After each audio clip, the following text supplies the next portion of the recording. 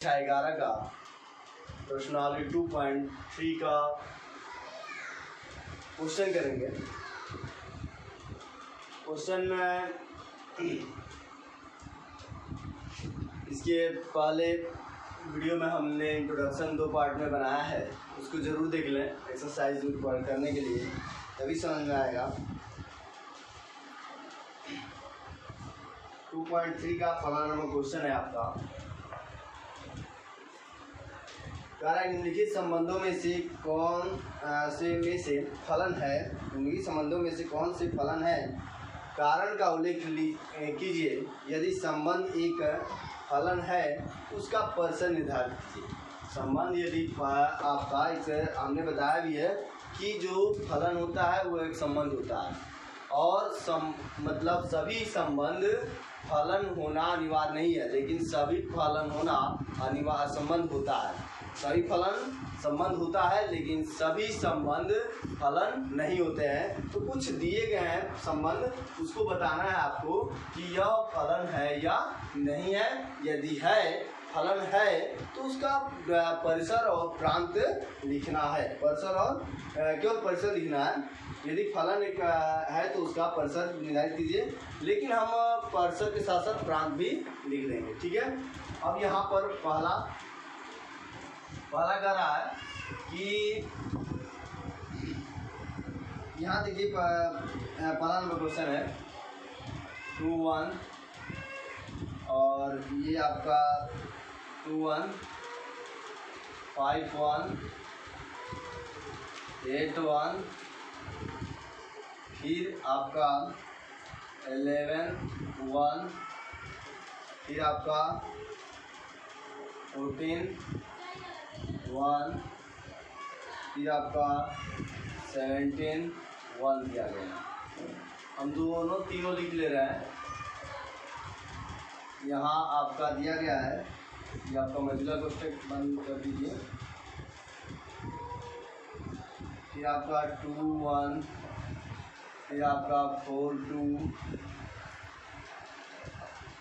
फिर आपका 6-3, फिर आपका 8-4, फिर आपका 10-5,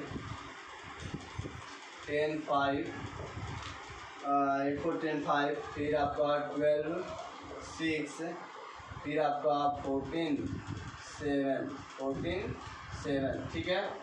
अब ये दूसरा नंबर हो गया। ये आपका तीसरा नंबर हो जाएगा आपका, दिया गया है 1-3, 1-3, फिर 1-5, फिर 2-5।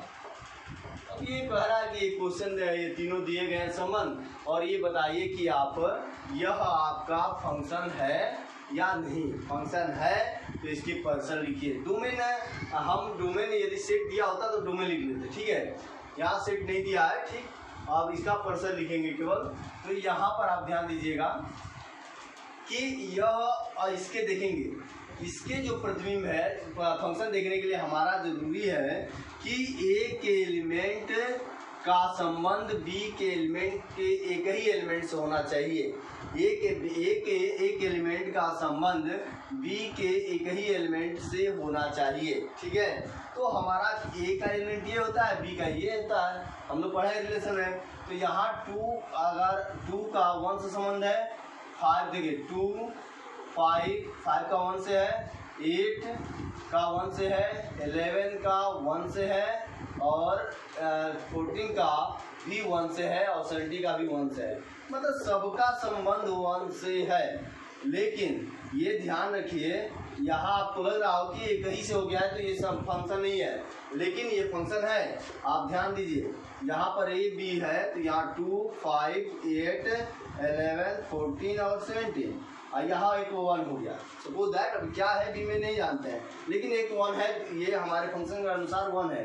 तो इन सब का ये भी 2 है, एक ही से के साथ एक संबंध बना रहा है, 5 भी एक ही के साथ बना रहा है, मतलब एक है एक ही एलिमेंट के साथ संबंध बना रहा है, और 8 भी एक ही एलिमेंट के साथ बना रहा है, और 11 भी एक ही के साथ, और 17 ये नहीं है कि बी के 2 एलिमेंट है तो 2 के साथ बना रहा है। अगर 2 के साथ बनाता तो ये फंक्शन नहीं होता। तो ये हमारा पहला नंबर क्या होगा, फंक्शन होगा। इसका क्या हो जाएगा, ये भी 70 भी 1 से बना रहा है, इसलिए पहला नंबर जो होगा फलन है। अब ये फलन है तो इसका परसेंट लिखते हैं।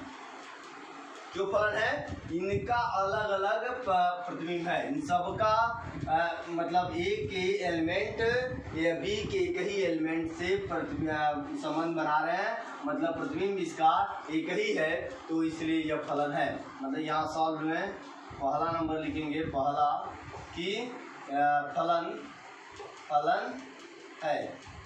है। क्यों है जी? क्योंकि इसका 2, 5, 8, 11, 14, 17 ये अलग अलग है। क्या है?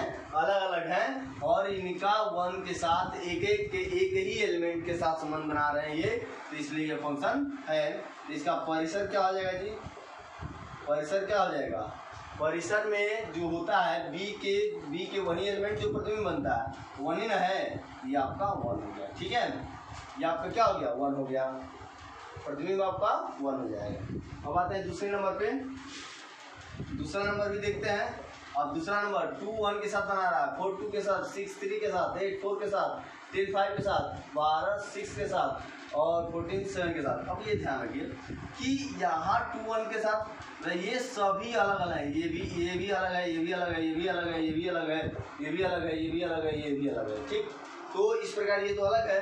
अब इसको भी तो देख लें, ये दो समान हो सकते हैं, लेकिन ये सभी प्रथम अवयव जो होना चाहिए वो अलग अलग होना चाहिए। ये नहीं कि अब देखिए 2 2 के साथ यहाँ फिर 2 2 के साथ भी संबंध बना लेगा तो यहाँ फंक्शन नहीं होगा। यदि इसको लिख दिया होता 2 1 2 2 और 4 2 ऐसा लिखा होता तो ये फंक्शन नहीं होगा। यहाँ 2 1 के भी साथ संबंध बना रहा है और 2 जो है 2 के साथ भी संबंध बना रहा है, तो यहाँ पर ये फंक्शन नहीं होगा। मतलब 2 का प्रतिबिंब 1 भी है और 2 का प्रतिबिंब क्या है? 2 भी है, 2 प्रतिबिंब हो गया। और यहाँ पे एक ही प्रतिबिंब है सबका, 2 मतलब 2 का 1 है तो 4 का 2 है, 6 का 3 है, 8 का 4 है।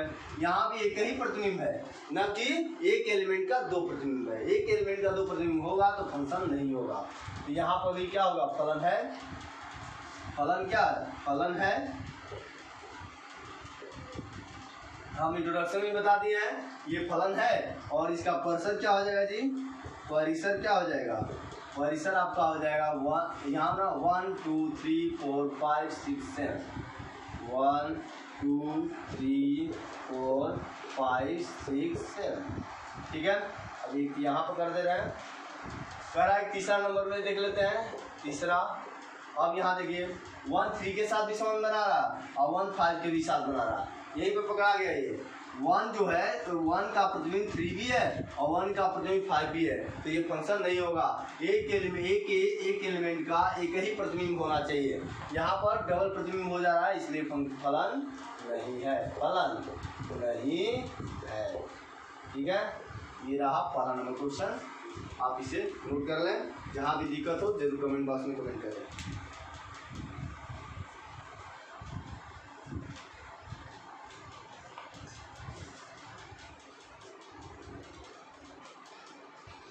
अब आते हैं क्वेश्चन नंबर आपका दूसरा है।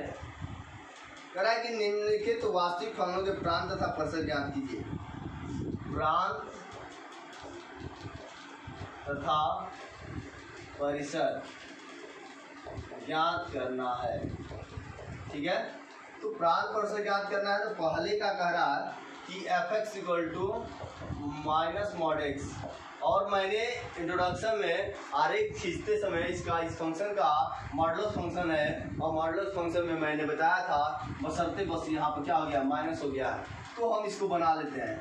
fx ये ऐसे बन जाएगा। यदि यह हमारा वी नो दैट, ऐसे भी जान लेते हैं कि चूँकि fx mod x we know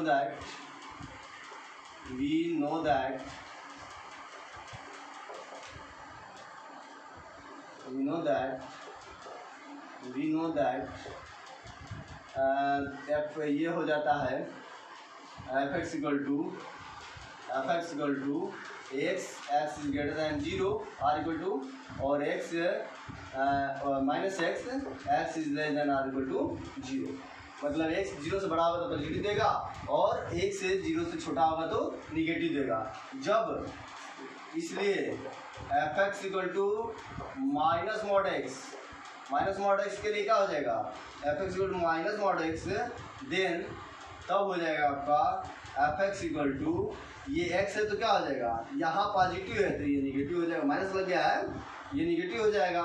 कब, जब x is greater than or equal to 0, और जब माइनस है तो ये क्या हो जाएगा plus, x is less than or equal to. बात समझ में आ गया कि यह 0 से छोटा होगा तब की कंडीशन में, जब यह क्या होगा -x और 0 से बड़ा होगा तो क्या होगा -x, और 0 से छोटा होगा तो क्या हो जाएगा, x हो जाएगा। ठीक है, अब इसका परिसर निकालते हैं और प्रांत निकालते हैं। तो प्रांत तो हमारा ये प्रांत क्या हो जाएगा, डोमेन क्या हो जाएगा, हम इस रियल नंबर पर कह रहा है, रियल नंबर पर इसका निम्नलिखित वास्तविक फलनों के प्रांत तथा परिसर ज्ञात कीजिए।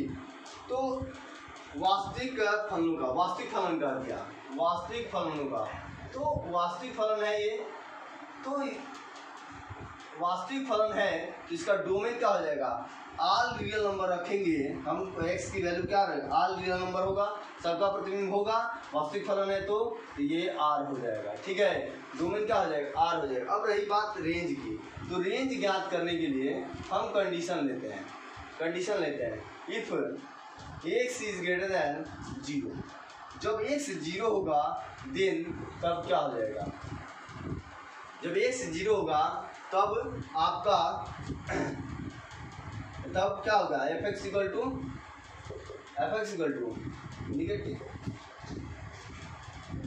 निगेटिव आएगा ना, जब हमारा fx क्या देगा, निगेटिव देगा। अब यहाँ पर फिर क्या हो जाएगा, x is less than 0, then, और जब भाई देखिए fx जब 0 से बड़ा होगा तो निगेटिव देगा, और जब fx से छोटा होगा तब की कंडीशन में क्या हो जाएगा, fx क्या हो जाएगा, जब हमारा छोटा लेंगे तो ये तो हमारा x हो रहा है, पॉजिटिव हो रहा है, और ये अब बाहर में माइनस है तो ये क्या कर देगा, निगेटिव कर देगा। बात समझिएगा, यहाँ माइनस है, ये माइनस है तो ये तो निगेटिव, यहाँ माइनस पहले से है तो माइनस, अगर पॉजिटिव ले रहे हैं तो माइनस दे रहा, तो माइनस से ये पॉजिटिव देगा फिर माइनस हो जाएगा, और फिर यहाँ जबकि माइनस ले रहे हैं तो माइनस लेंगे तो पॉजिटिव देगा, फिर ये क्या लग जाएगा, माइनस हो जाएगा, तो हमारा क्या हो जाएगा, निगेटिव हो जाएगा। बात समझिएगा, जब हम कंडीशन लेंगे तो कंडीशन में क्या होगा कि 0 से बड़ा लेंगे, तो जब बड़ा लेंगे तो 0 से बड़ा मतलब पॉजिटिव, और अगर पॉजिटिव इसमें रखेंगे तो पॉजिटिव देगा, और पॉजिटिव ये माइनस जो है वो क्या कर देगा, निगेटिव कर देगा। और जब हम निगेटिव लेंगे तो ये तो पॉजिटिव देगा, लेकिन ये माइनस क्या कर देगा, निगेटिव कर देगा, ये निगेटिव आ गया। और if x equal to 0 then fx equal to क्या हो जाएगा, 0, fx इक्वल टू 0। जब हमारे कंडीशन क्या आ गया, 0 निगेटिव, अतः जो भी फंक्शन होगा वो क्या होगा, 0 तो होगा, लेकिन तो यहाँ परिसर हो गया आपका, रेंज हो जाएगा परिसर आपका क्या हो गया, 0 मतलब 0 आएगा, ठीक है, 0 पर 0 ही देगा, और -∞, यहाँ निगेटिव ही आएगा, कहाँ तक, अनंत तक, -∞ आपका अनंत तक, ये परिसर हो गया, ये आपका आंसर हो गया, ये भी आपका आंसर हो गया। अब आते हैं क्वेश्चन नंबर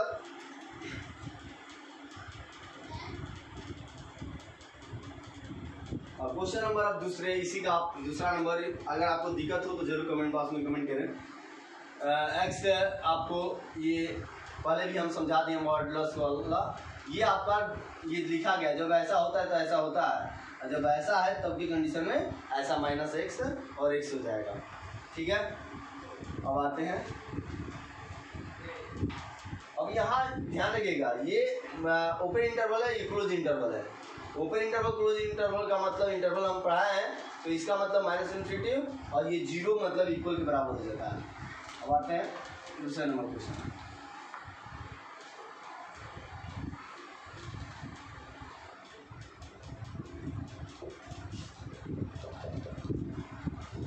दूसरे दूसरे नंबर क्वेश्चन में आपका है कह रहा है कि एफ एक्स इक्वल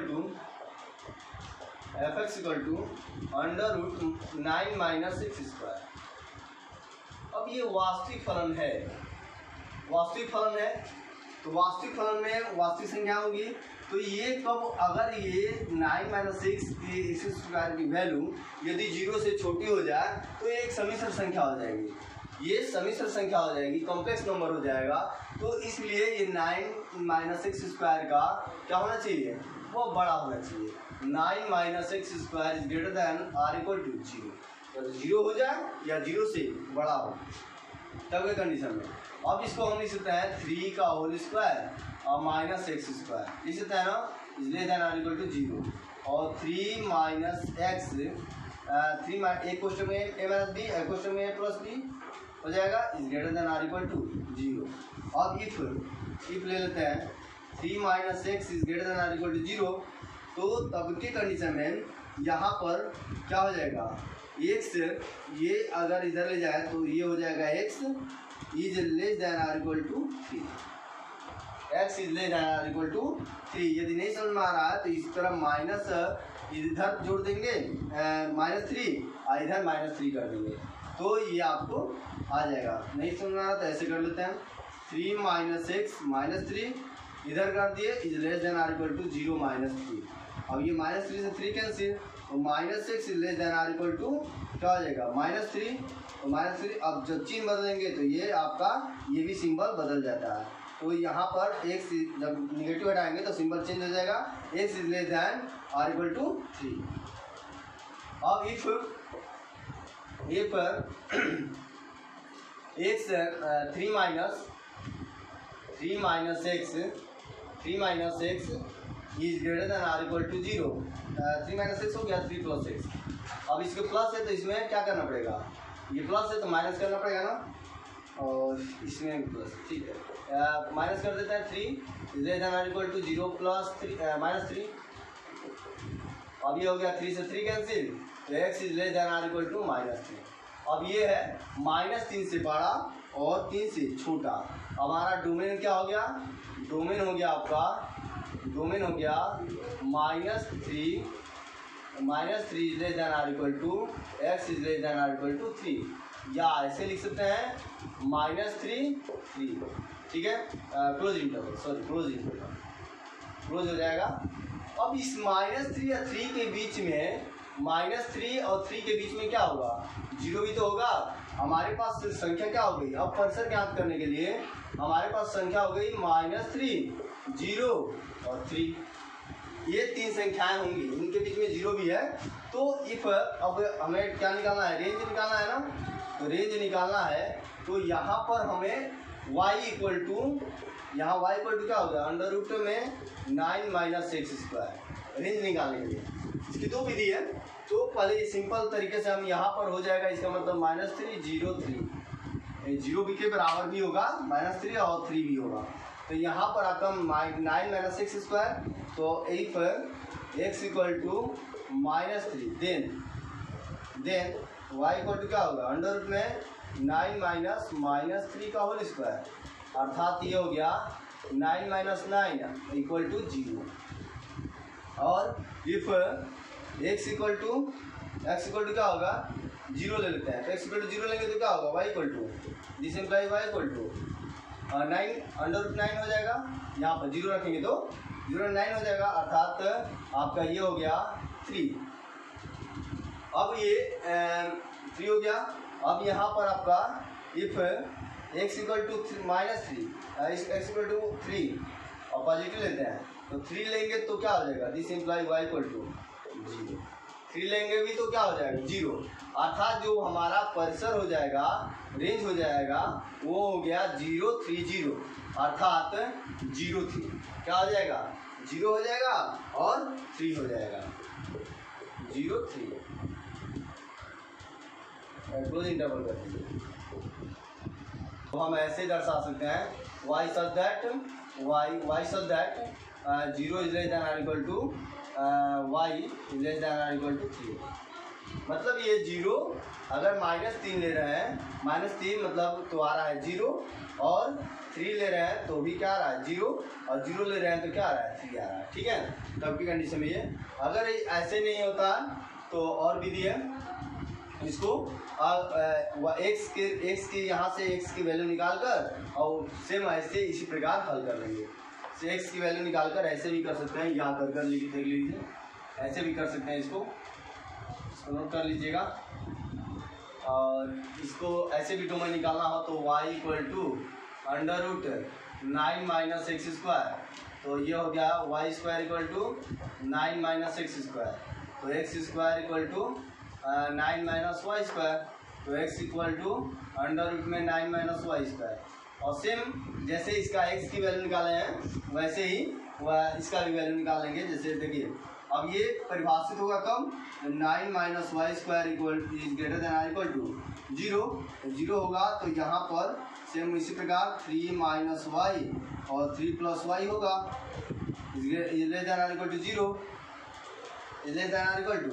<0 तो यहाँ पर 3 - y <0 तो 3 < y, और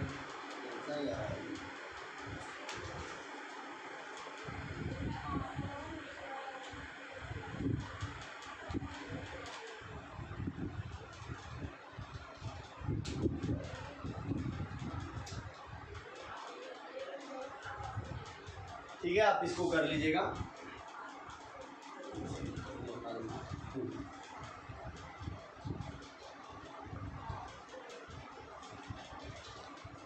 अब आते हैं तीसरे नंबर क्वेश्चन पे आते हैं,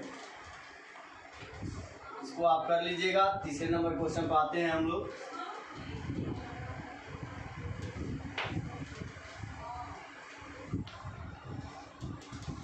तीसरे नंबर क्वेश्चन पे कहा कि f(x = 2x - 5) द्वारा परिभाषित है। f(x = 2x - 5) द्वारा परिभाषित है, निम्नलिखित के मान ज्ञात करना है।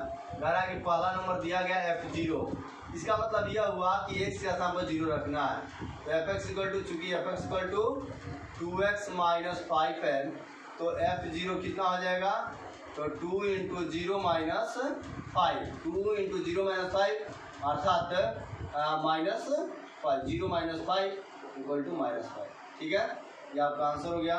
दूसरा नंबर कह रहा है, दूसरा नंबर f7 निकालने के लिए कह रहा है, और तीसरा नंबर आप कीजिएगा, दूसरा नंबर हम कर दे रहे हैं। 2x - f7 निकालना है, तो f7 निकालना है तो f(x = आपका क्या है, तो 2x - 5 है, और तो f7 कितना हो जाएगा, तो 2 × 7 - 5 और 7 × 14 और -5 = 9, 9 × 5 = 14। ठीक है, ये आपका दूसरा नंबर क्वेश्चन हो गया। अब आते हैं चौथे नंबर क्वेश्चन, तीसरा नंबर है, सॉरी। अब आते हैं चौथे नंबर क्वेश्चन पे। बहुत ईजी है, इसमें कुछ करना नहीं है। इसी प्रकार प्रोसेस से आपका चौथा नंबर भी क्वेश्चन है। कह रहा है कि TC = कह रहा है कि फलन T सेल्सियस तापमान का फ़ारेनहाइट तापमान में प्रतिचित्रण करता है। जो TC = दिया गया है 4 नंबर पे, TC = दिया गया है 9C/5 + 32। ठीक है, द्वारा परिभाषित है, निम्नलिखित को ज्ञात कीजिए। अब कह रहा है कि पहला नंबर सेम वही बात, T0 जहाँ C है वहाँ 0 रख देंगे, तो T0 कितना हो जाएगा, 9 × 0/5 + 32, तो 0 में 5 से भाग देंगे तो 0 ही होगा, तो ये हो गया आपका 32। ठीक है, अब इसका दूसरा कर लीजिएगा। तीसरा हम देख ले रहे हैं, T-10, तो ये हो जाएगा 9 × -10/5 + 32, तो -90/5 + 32, और ये हो जाएगा 18 × 5 = 90, और 18 में से 32 घटाइए कितना हो जाएगा, -10 = 18 में से 32 घटाइए 2 और 12 14 माइनस ये 14 प्लस हो जाएगा। यही आपका आंसर हो गया। 14 18 जोड़ लिया 8 12 2 1 2 1 3, यही आपका आंसर हो गया। और तीसरे नंबर का अब करा सी का मान जब TC = 212 हो। चौथा नंबर कर देना है, इसको मिटा देना है, अब नोट कर लीजिए इसको। अब आते हैं करा कि TC गिवन, तीसरे नंबर क्वेश्चन में आपका TC का मान दिया गया है, मतलब TC = दिया गया आपका 212, तो C का मान ज्ञात करना, सॉरी C का मान नहीं दिया गया है, C का मान ज्ञात करना है। TC = दिया गया है 212, तो TC = 12 रख दीजिए। तो चूंकि TC = आपका 9C/5 + 32, तो TC क्या हो जाएगा 212 = 9C/5 + 32, तो ये हो गया आपका 212 = 9C + 32 × 5/5। अब ये 5 इधर आ जाएगा, 212 इंटू में 5 = 9C + 32 × 5। अब इसको इधर हल कर दे रहे हैं, ये कितना हो जाएगा 5 दूनी का 10 और 5 दूनी का 10 और 5 1 6 और 5 दूनी का 10 = 9C प्लस 5 दूनी का 10 और 5 15 1 16, इसको पक्षांतर कर दीजिए। तो 9C = हो गया 1060 - 160, तो ये हो गया आपका 9C = हो जाएगा आपका 0 0 और 10 में से गया 9 900 और 900, C = 900/9, तो ये हो गया आपका 100, और C = क्या हो गया 100, यही आपका आंसर हो गया। बहुत सिंपल तरीका है आपका, बस जहाँ दिया है किसी का वैल्यू निकालना है, fx दिया गया है और f0 f1 f2 कुछ भी निकालने के लिए करा है, तो उससे x के आधार पर आप रख लेंगे। यहाँ दे दिया था fx के रूप में TC दे दिया है और TC का मान दे दिया है 212, बस C का मान दिया है। ठीक है, अब आगे चलते हैं 5 नंबर क्वेश्चन पे।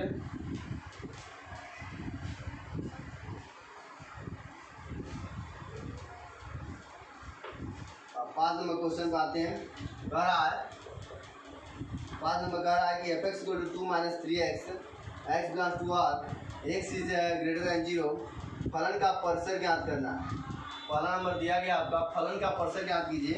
ये कह रहा है कि fx = 2 - 3x, fx = 2 - 3x और x belongs to R real number है और x is greater than 0, x is greater than 0, जो x है वो 0 से बड़ा है। जब x 0 से बड़ा है तो ये जब रियल नंबर है तो हमारा ये ध्यान रखिए कि चूँकि x इज ग्रेटर देन 0 होगा, तो यहाँ हम दोनों पक्षों में 3 से मल्टीप्लाई कर देते हैं, तो 3x = क्या हो जाएगा 3x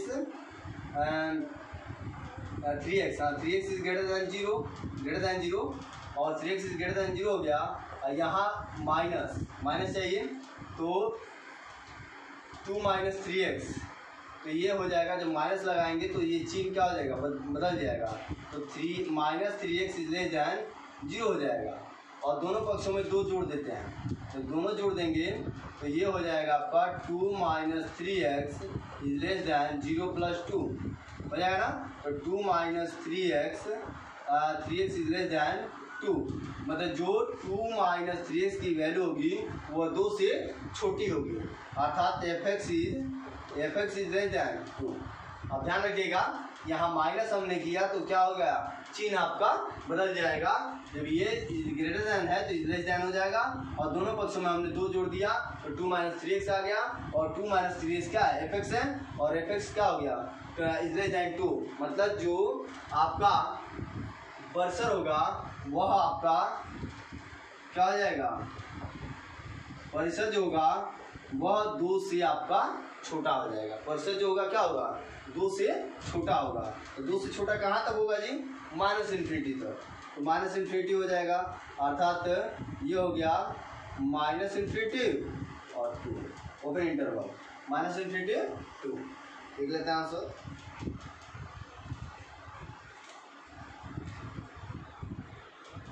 ठीक है, अब आते हैं अगले नंबर क्वेश्चन पे। इसका दूसरा नंबर क्वेश्चन है आपका, ये आपको समझ में आ गया होगा। अब दूसरे नंबर पर करेंगे तो और समझ में आ जाएगा। अब आते हैं 5 नंबर क्वेश्चन का दूसरा नंबर। 5 नंबर क्वेश्चन का दूसरा नंबर आपका, तो ये आपका 5 नंबर का दूसरा नंबर में f(x) दिया गया है, f(x) x² + 2। और कह रहा है कि x एक वास्तविक संख्या है।